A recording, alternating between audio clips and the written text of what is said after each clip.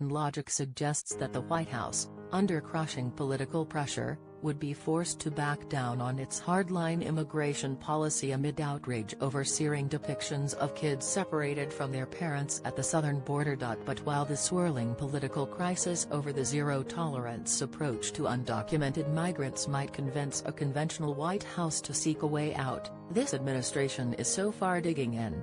It is sticking to a strategy of falsely blaming Democrats and past administrations for a practice that it decided to adopt and could change any time it wanted to. A climb down on this issue would represent more than a huge embarrassment for the president. It would undermine his political image and philosophy and require him to admit he's wrong and to temper instincts that force him to counterattack. He would risk alienating base voters who prize his strongman image on one issue above all, immigration, and are more inclined to believe that people who cross the border illegally get what they deserve than to react with compassion to reports by media outlets they disdain.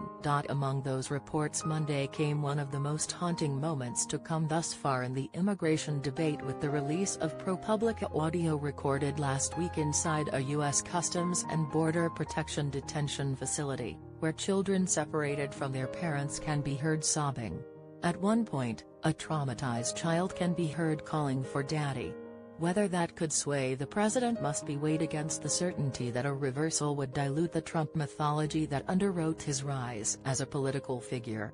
Giving in to criticism from all the living first ladies, or the United Nations, or Washington Republicans like Arizona's Senator John McCain, would mean bending to the kind of internationalist, traditional establishment forces his entire political project was built to destroy. Trump goes to Capitol Hill on Tuesday, where his congressional allies spent Monday trying to find some kind of legislative solution to the border crisis. Though many Republicans, even those who've supported the president in the past, say Trump can end the family separation issue with a simple phone call. Mercedes Schlapp, the White House Director of Strategic Communications, offered potential White House flexibility Tuesday when she said that Trump was ready to discuss a standalone bill on ending the separations being authored by Texas Republican Senator Ted Cruz. Life had been tough for administration officials forced, unlike Trump, to undergo questioning Monday and make policy arguments that could not match the emotional storm stirred by the separations. Separating parents from children is not a policy that we want to pursue. At the same time, letting children and parents come across the border, illegally, is not a policy either, Mark Short, Trump's White House Director of Legislative Affairs, said on CNN's The Situation Room.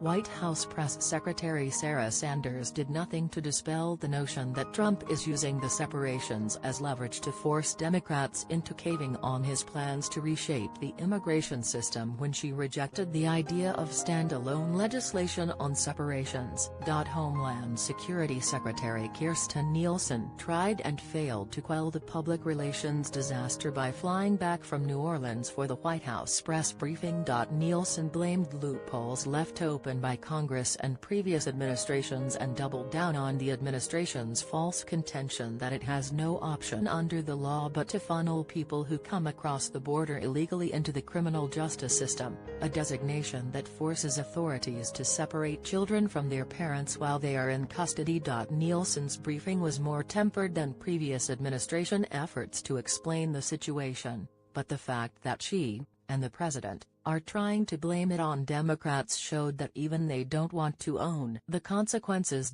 And at times, Nielsen seemed to lack sensitivity to the anger and empathy that have been triggered over a weekend of heart-rending news coverage and that prompted Colleen Kraft, president of the American Academy of Pediatrics, to describe the separations on CNN as government-sanctioned child abuse.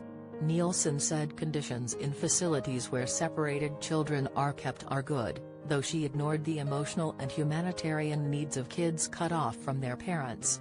We give them meals and we give them education and we give them medical care. There are videos.